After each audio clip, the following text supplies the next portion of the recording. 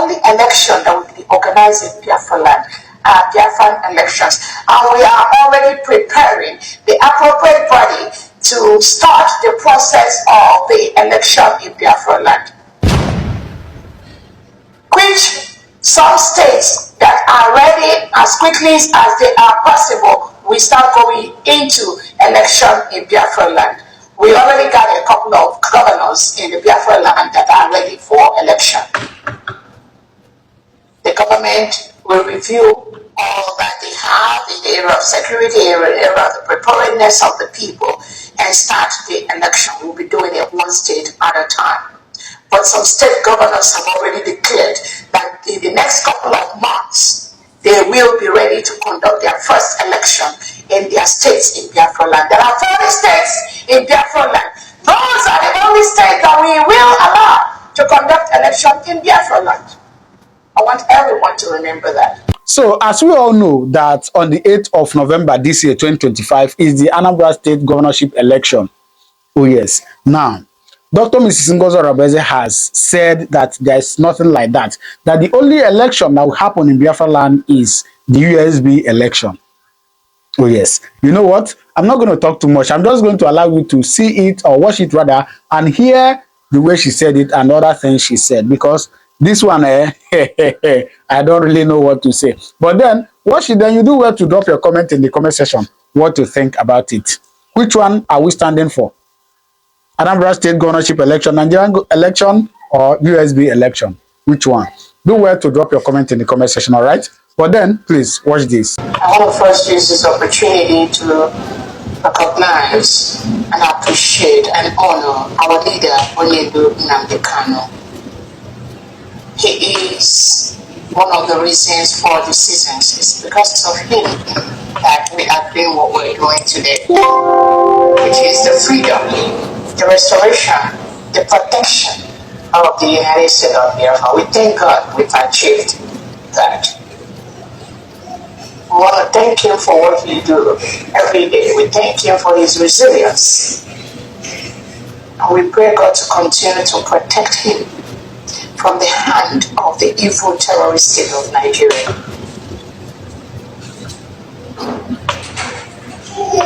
Nothing will happen to you. I want to use this opportunity to remember our Prime Minister, His Excellency Simon Ekpa, who is being held questioning his court by Alexander Stubb of Finland as we speak. Their friends appreciate him, we honor him, we want him to hear this so much. Because that speech, both of them sick, we already got.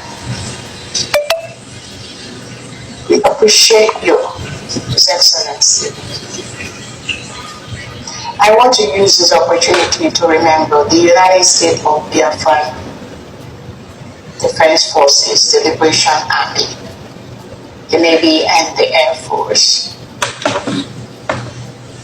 I also want to use this opportunity to appreciate the Biafra Liberation Army, the Biafra Defense Forces, the Navy, and the Air Force. We thank them for what they've been doing, both from the awareness stage of where we are to the liberation stage of where we are, and now to a full-fledged nation that was declared on November 29, 2024 in last April as a sovereign state of Biafra, the United States of Biafra.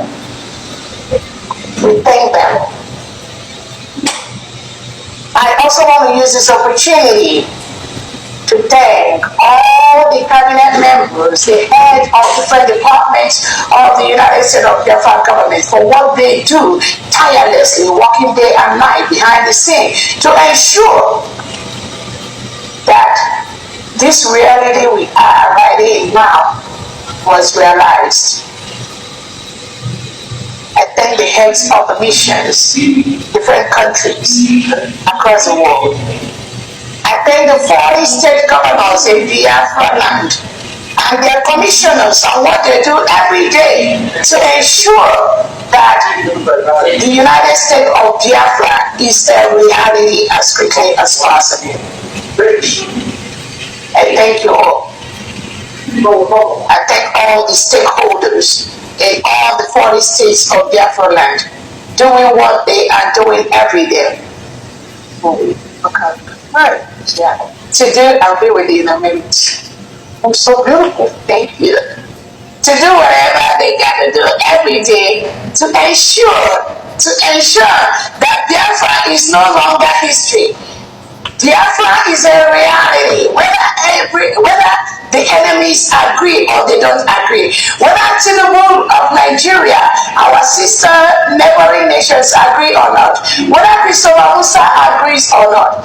We thank all the stakeholders of Biafra that are working every day in different categories to ensure that the United States of Biafra is protected and we all go back to our motherland to be happy, to enjoy the peace that we need in our country, and develop our country and the people to the highest level possible, which many of us are doing in different countries across the world.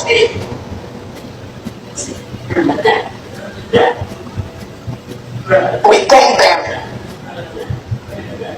I want to use this opportunity to recognize and thank our allies who are working privately behind the scene to ensure that Biafra is protected as quickly as possible. Thank you all so much for what you do to support this new nation, financially, spiritually, emotionally, educationally. All your contributions, I truly appreciate that, and I thank you so much. I want to thank organizations like the ABID, the Biafran soldiers of Biafran descent. I happened to have a meeting with them yesterday, and it was a very fruitful meeting. I thank them. Yes, veterans, veterans. Sorry, veterans of Biafran descent. Thank you so much for what you all do. Not only to help Nnamdi Kanu, our leader, in the court, in the Zoo terrorist court in Nigeria, to ensure that Nigeria let him alone, leave him alone, let him go. He has not committed any crime except protecting his people from the reintegrated and rehabilitated terrorists brought in by Nigeria into the Nigerian communities. These people kill, maim, rape our women, destroy our homes, burn our homes. Thank you. Thank your organization. We appreciate your organization for what you do. And we look forward to a more robust plan to ensure we protect Biafra land from the enemies.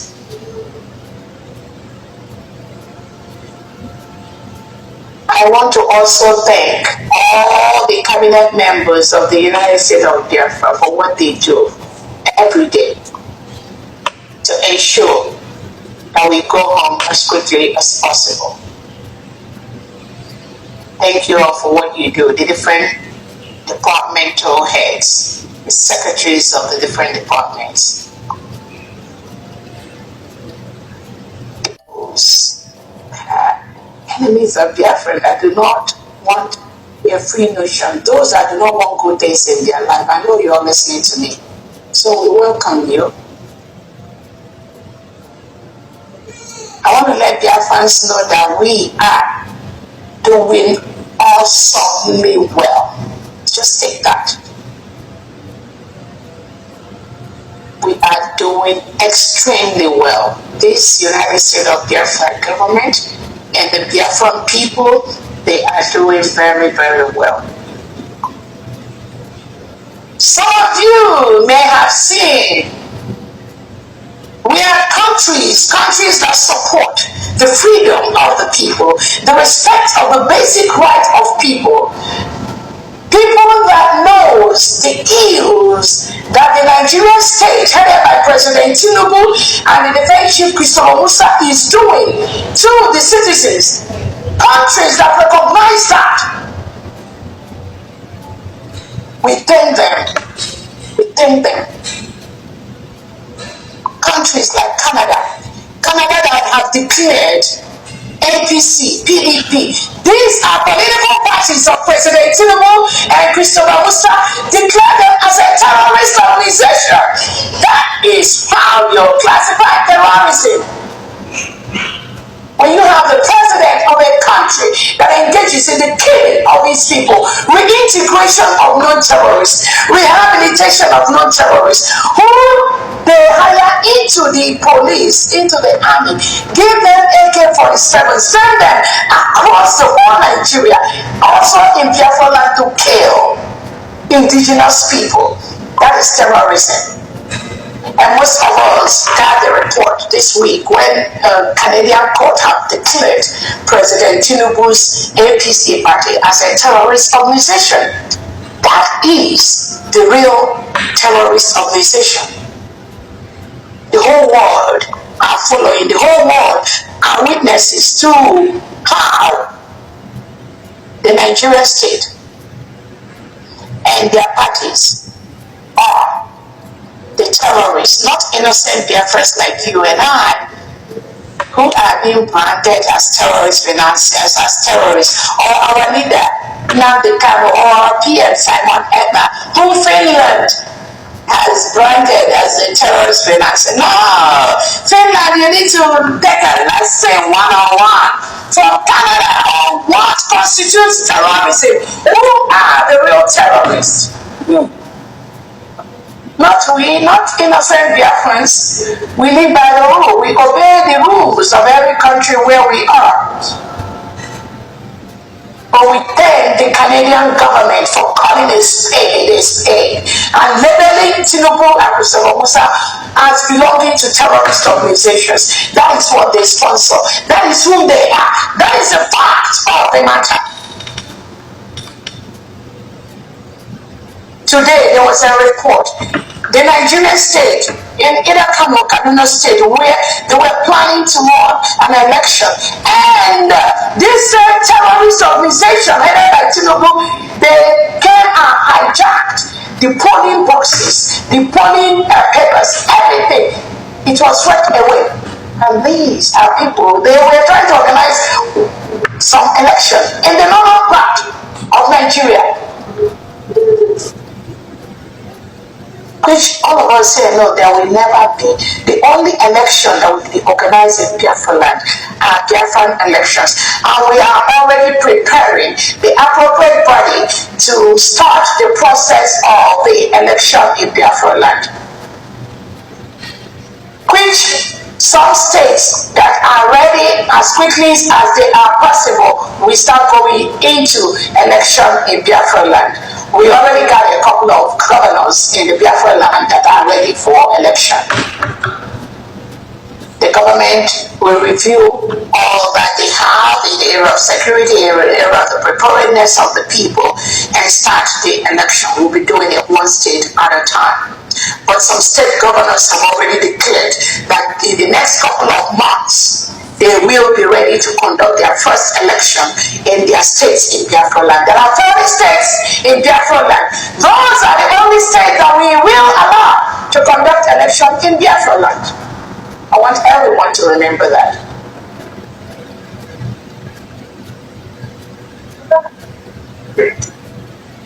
Hold on. So we thank everyone. Keep the money out, please. So we thank everyone, and we are moving forward.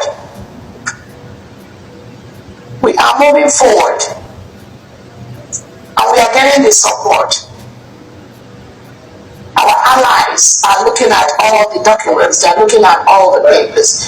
And in the next couple of weeks, we will be having support, official support, from countries that believe in the United States of Biafra as a country. I want to also use this opportunity to inform Biafrans about the resolutions that we arrived at to redeploy all the Biafran military to their states. Remember, we have moved from the awareness stage. We've passed that level. We moved into the liberation stage. We've passed that level. We are now a full-fledged sovereign nation, and we must structure our country peacefully to the standards that it needs, which is, at this point, we are building a Biafra nation in all angles, in all ramifications. So we have mandated to all Biafran military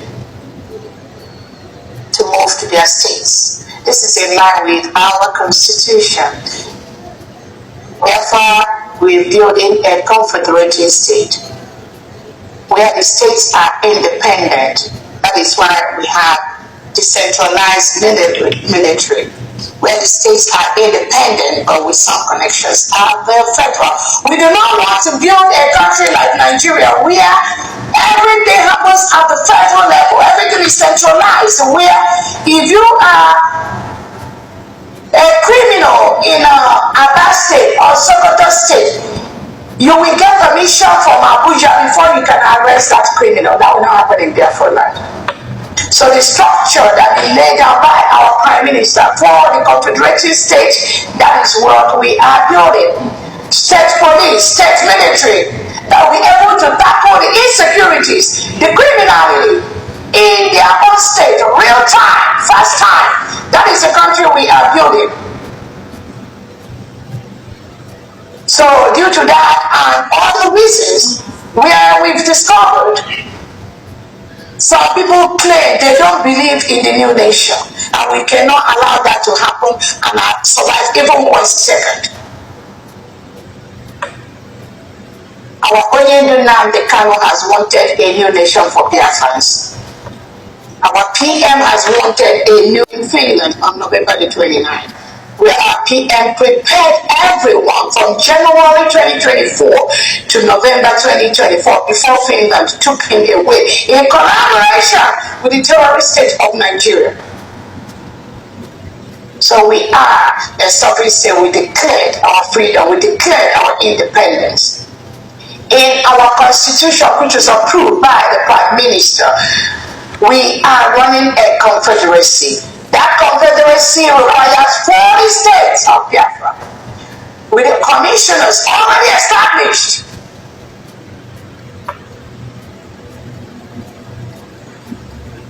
There is nothing today as any federal camp, nothing today as any federal military. All the United States of Biafra military that used to be on the federal have been ordered to move to their states. Now you make us quickly to protect our land and remove the Nigerian reintegrated terrorists operating as either Nigerian police, Nigerian army, whatever men and whatever guys they are in our Biafra land. They must leave. We have peacefully written to them to leave. They must leave because we are a sovereign nation.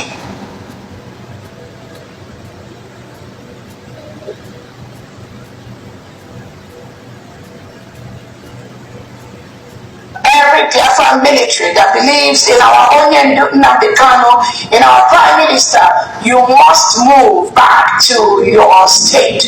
In the 40 states of Biafra, liaise with your state commanders, your county district commanders, and your state governors. That is the expectation. That's the order from the redeclared United States of Biafra government. Anything outside this, you are working against this new nation of Biafra. There are no ifs, walls about it. That instruction is very clear. Again, we welcome everyone. I thank all of you. I'm not going to take a lot of your time from at this point.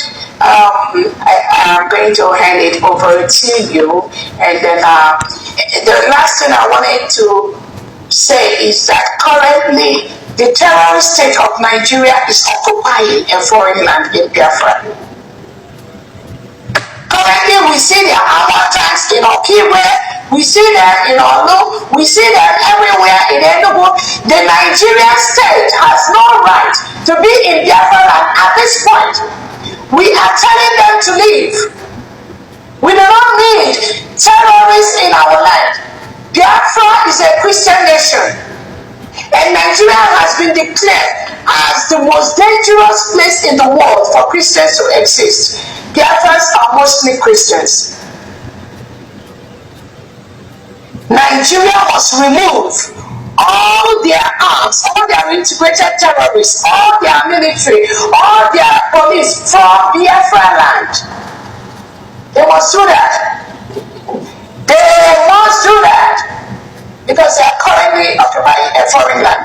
We've written them peacefully to leave our land so that the United States of Biafran government, military, and police will start to do their work and protect their people. They will do that. Nigeria must exit Biafra land peacefully, or we will make them leave. Thank you so much, Afandi. Go ahead, please. Thank you. All right. So you have seen it. What do you think? Do well to drop your comment in the comment section. All right. I'm going to see you in my next video. Thank you, and may God continue to bless you.